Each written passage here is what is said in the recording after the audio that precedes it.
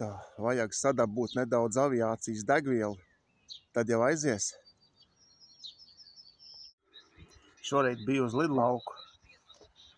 Vajadzēja aviācijas degvielu nedaudz dabūt. Domāju, varbūt viņš labāk pļaus, ja tā degviela būs stiprāk, jo benzīna tankos tik... Kāds ir 98. stiprākais, tas nedara. Man vajag riktīgi stipro degvielu. Tūlīt liešu iekšā un te redzēs, kā iet.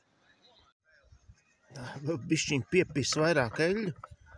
Lai galīgi uguņus nešauj ārā pa stobru. Redzēs, kas būs. Varbūt tagad viņš klausīs un normāli sāks zāli trimerēt beidzot.